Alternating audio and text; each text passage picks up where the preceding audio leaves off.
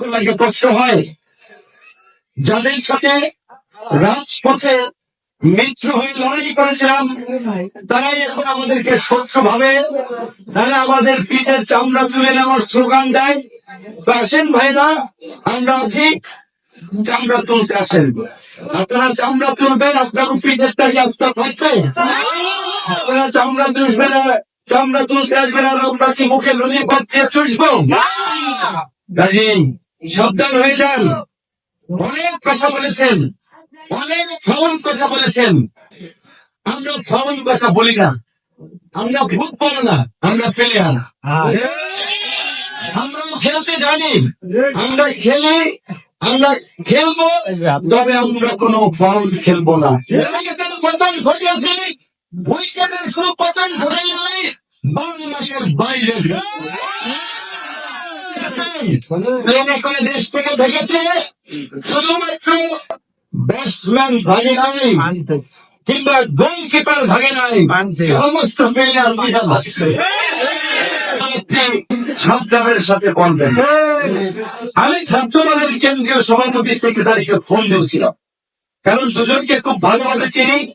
এমনকি এই জুলাই গণ অভ্যুত্থান আন্দোলনে কিভাবে আমরা আলাপ আলোচনা করে ব্র্যান্ড পরিকল্পনা করেছি যে ছাত্রলীগকে ধাওয়া দিতে হবে, ছাত্রলীগকে ক্যাম্পাস ধারা করতে হবে, সাধারণ ছাত্রদেরকে সামনে ঢাল হয়ে দাঁড়াতে হবে। সেই সুবাদে তারা খুব খরচ। তো বললাম, ভাই ঝামেলা করেছে আমার আসলে নেতা বিএনপির মনোনয়ন চায় হাসান মামুন, তার লোকেরা এলাকায় ঝামেলা করেছে। পটুয়াখালী ছাত্র দল তারা পিঠের চামড়া নিতে চায়, আরে বাজে ভাষায়, কুরুচিপূর্ণ ভাষায় স্লোগান দেয়। ঘটনা কি ভাই? বলবে এই ধরনের শাসন তো আমাদের নাই, এরা কেন করছে আমরা দেখতেছি। আমি কিন্তু এই জেলা ছাত্র দলের নেতাদের নিয়ে বক্তব্য দেই নাই, আমি দেব না, কারণ তাও তো আমার রাজনৈতিক লেভেলে না। যেটা আওয়ামী লীগ আমাদের এই দুঃসাহস দেখায় নাই, সেই দুঃসাহস হাসান মামুনের শিকারিতে উচ্ছৃঙ্খলায় কিছু বিএনপির কর্মী দেখিয়েছে, সীমা অতিক্রম করেছে।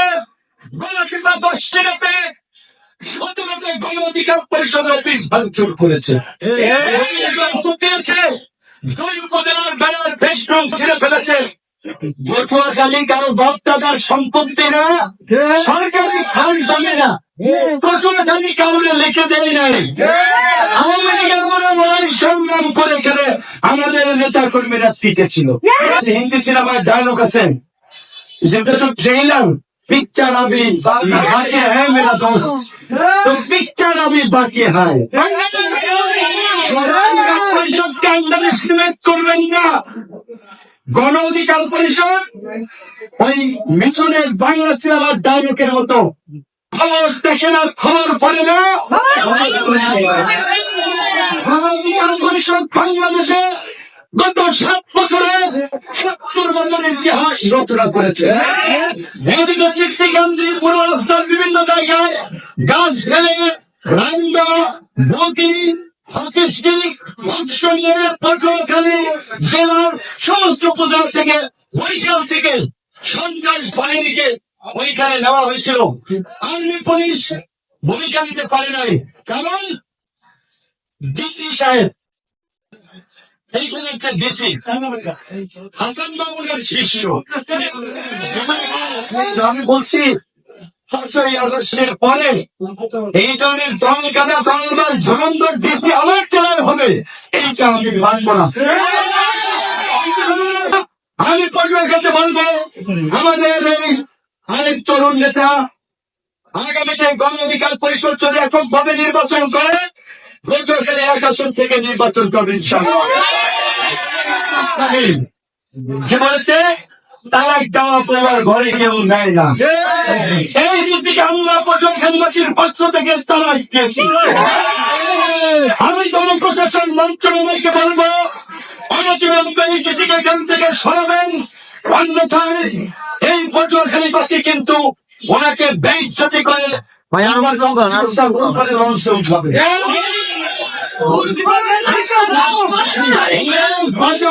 করেছেন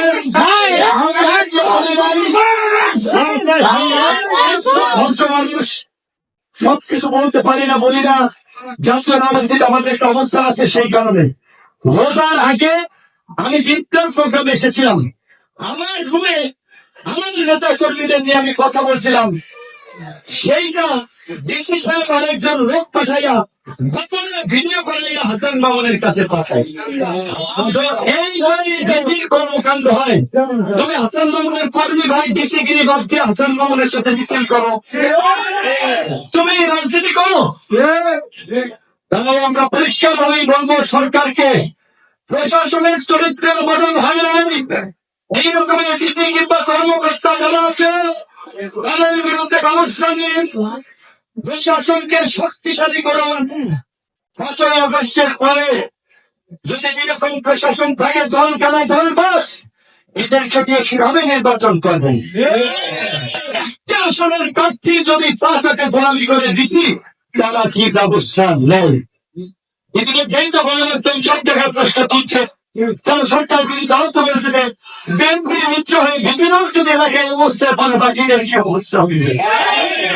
এখন বিএনপির লোকেরা যদি নিজের পায়ে নিজে ঘোড়াল মারে, তাহলে আর কার কি করার আছে?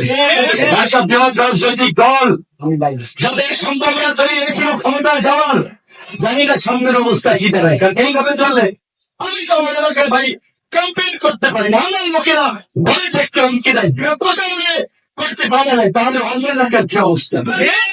অথচ বিশ্বস্ত হাইব্রিড নেতারা এই হাসান মামুনের বিরুদ্ধে একটা রাজনৈতিক মামলা আছে, সেটা একজন ছাত্রের তার বিরুদ্ধে 150 মামলা থাকার কথা ছিল।